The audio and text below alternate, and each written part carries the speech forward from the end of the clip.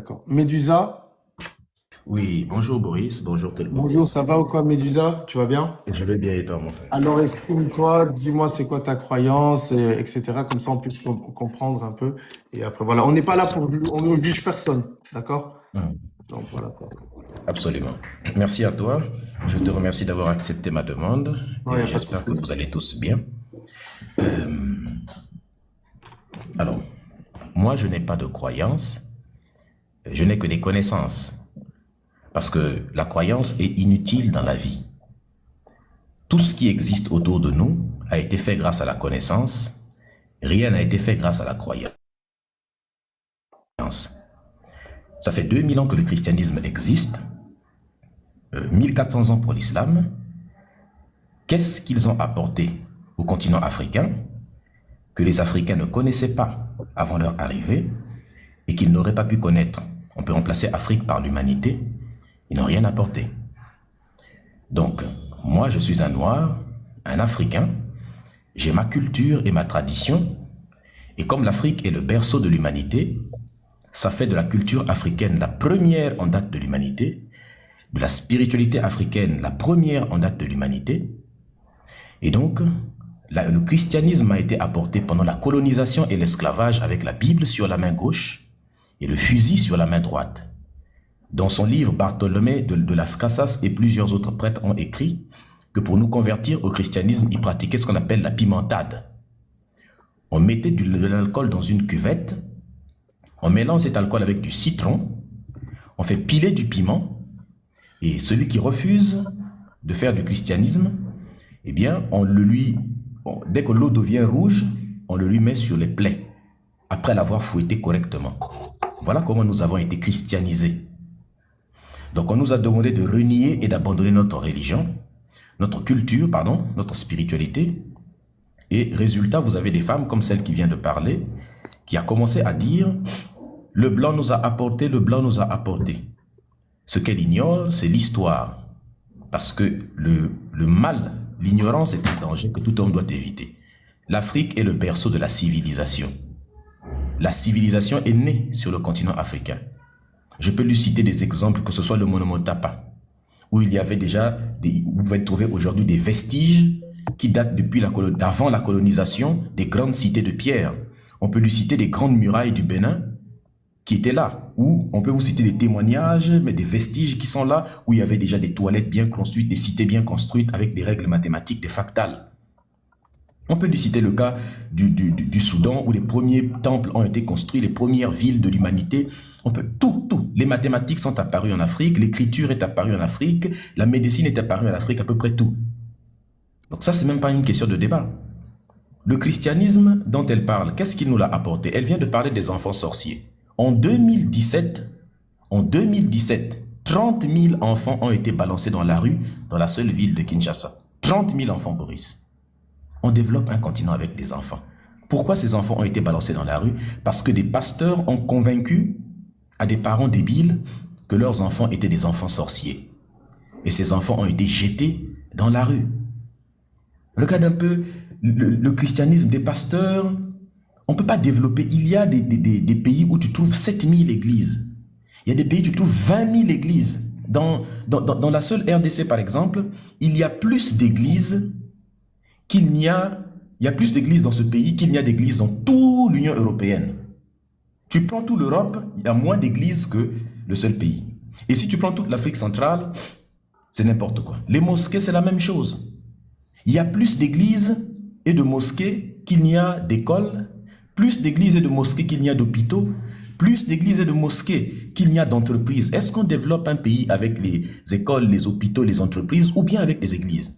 Il y a plus de pasteurs et d'imams qu'il n'y a de médecins, qu'il n'y a comment on appelle ça, qu'il n'y a d'entrepreneurs, qu'il n'y a de diplômés, de scientifiques, qu'il y a de professeurs.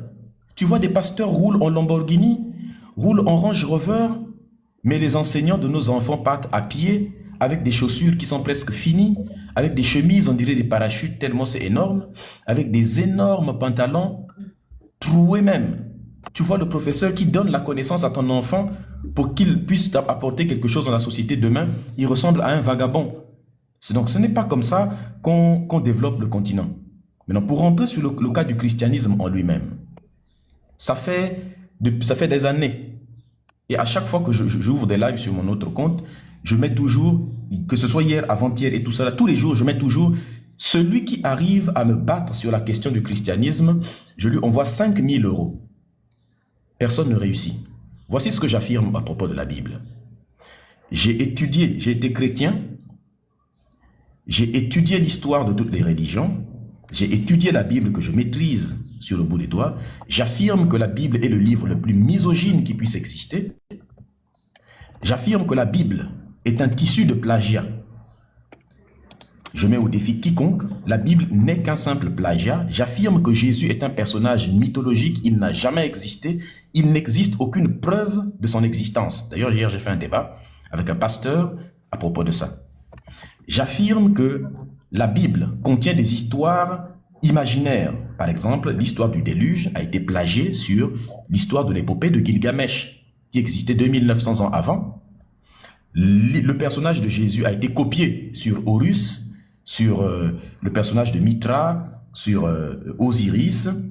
Quand vous allez sur la tombe du pharaon Ounas, il y a écrit « Mangez ceci est mon corps, buvez ceci est mon sang, vous vous souviendrez de cela, vous ferez cela en souvenir de moi. » Et ça, là, ça existait. Ça, la tombe du pharaon Ounas, là, c'est depuis, avant que le christianisme, la Bible n'était pas encore écrite. Il n'y en avait pas encore. Il y a écrit que le sang de Osiris a coulé pour sauver le monde entier. La Bible n'est qu'un plagiat. Et donc, tous ces plagiats de la Bible est bourrée d'erreurs scientifiques, bourrée d'erreurs de morale. Dans le Deutéronome, par exemple. S'il te plaît, je te permets parce que tu as eu quand même un long temps de parole. Je suis désolé, je suis vraiment pas d'accord avec toi sur Tu as le droit. du début à la fin, d'accord? Mais sur ce, je ne te juge pas. Après moi, personnellement, je pense que déjà, le christianisme, ce n'est pas une religion. Bien sûr qu'il y a il y a des faux pasteurs, il y a des faux prêtres, etc., etc. Et la Bible le dit et il nous prévient de faire attention là où on met nos pieds, d'accord? Aujourd'hui,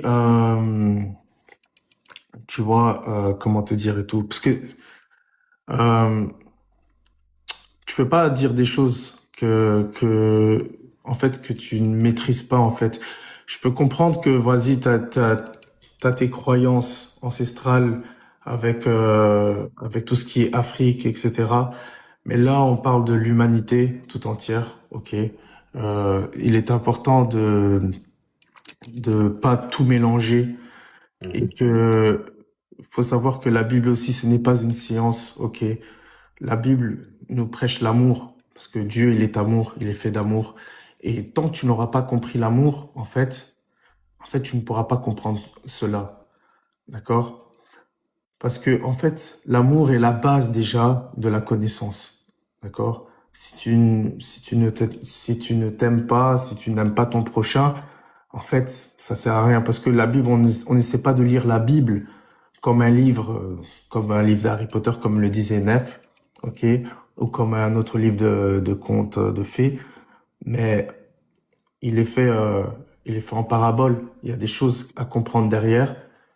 Et ça, pour les gens qui ont le bon discernement et qui comprennent la Bible, eh ben, c'est Dieu qui envoie le message par rapport à cela. Donc voilà, quoi. Il faut la révélation. La Parce que même la révélation, c'est Bible dit important. que l'œuvre de la croix, c'est une folie. Mhm. Pour ceux qui périssent, c'est une folie. Donc, il faut vraiment que ça vienne de Dieu. C'est une grâce que Dieu te fait, que tu puisses comprendre le message de Dieu, ce que Jésus est venu faire. Après, comme dit, voilà, là, on est rentré dans un débat. Je pense qu'en plus, à la base, c'était pas trop le but, hein. Mais c'était pas le but, On je te était dis. vraiment là pour partager l'amour et tout. Moi, je respecte les croyances de chacun. J'ai aucun problème avec ça. Je pense que la foi, c'est personnel dans le sens où chacun croit en ce qu'il veut et Dieu a laissé le libre arbitre à chacun. Donc, on n'est personne pour venir forcer les gens. Pas du tout. Et d'ailleurs, quand tu forces, t'es pas dans l'amour. Parce que Dieu est amour et il nous a laissé ce libre arbitre. Donc, et il a fait ça parce qu'il nous aime. Donc, nous, tant qu'on vous aime aussi, vous êtes libre de croire en ce que vous voulez. Mais le salut, et le salut est individuel. Donc, Voilà. nous, ce qu'on partage, c'est parce que la Bible nous dit de le partager. Jésus nous a dit de le partager. On le partage avec amour. Celui qui veut recevoir, il reçoit. Celui qui veut pas recevoir, il reçoit pas. Et puis c'est tout. Il y a pas d'animosité à avoir. Bien sûr, il n'y a pas d'animosité, je comprends. En Il fait, y a juste pas si je de- peux juste réagir, juste Oui, Dieu une mieux, petite mieux. seconde. Oui. Mhm. En fait, juste pour dire que je comprends ce que tu dis. En fait, c'est un échange, c'est pas genre une guerre ou Oui, quoi que ce oui. soit. C'est un échange. Et l'échange, c'est toujours important parce que ça permet justement de voir quelques aspects. Alors moi, je le dis parce que j'ai été chrétien, j'ai même été pasteur, hein, pour te dire. Mais je suis médecin, certes, mais j'ai été pasteur aussi avant ça, et j'ai prêché ces choses-là à l'époque. Mais en réalité, ce qui fait rester encore dans le christianisme, c'est l'ignorance de la Bible elle-même réellement et surtout de l'histoire du christianisme, de comment le christianisme est apparu, comment ça a été fabriqué de toutes pièces. Par exemple, il n'existe aucune preuve, aucun texte original des évangiles. Il existe près de 73 évangiles. L'Église catholique a choisi juste 4 évangiles. Pourquoi Dieu, la parole de Dieu, ne se trouverait pas dans les autres évangiles qui sont dits apocryphes, c'est-à-dire qu'on a mis à côté l'évangile de Marie de Magdala, l'évangile de Barnabé, les évangiles, tout ça là. Pourquoi Dieu ne se trouverait pas là-bas, les évangiles de Philippe et autres? Pourquoi on n'a pris que 4? Et dans les 4 évangiles, il n'existe aucun texte original. Ce ne sont que des copies. Et il existe, selon Bart Ehrman et plusieurs autres théologiens, il existe tellement de 54 000 manuscrits, copies du Nouveau Testament. 54 000 copies. Et toutes les copies comportent des erreurs. Donc, je veux bien comprendre, quand tu dis par exemple double lecture, que la Bible prêche l'amour, ce n'est pas vrai.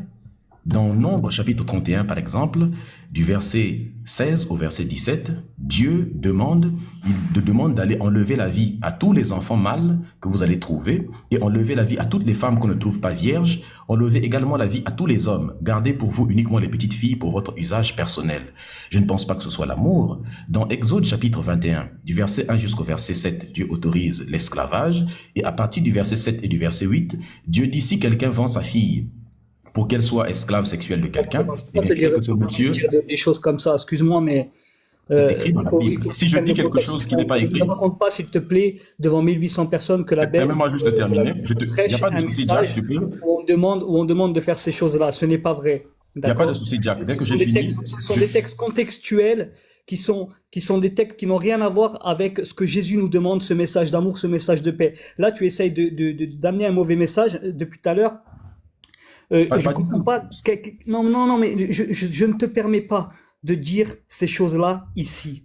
Parce que Sans la loi, non, au contraire, nous la confirmons. Donc la loi de l'Ancien Testament est toujours valable.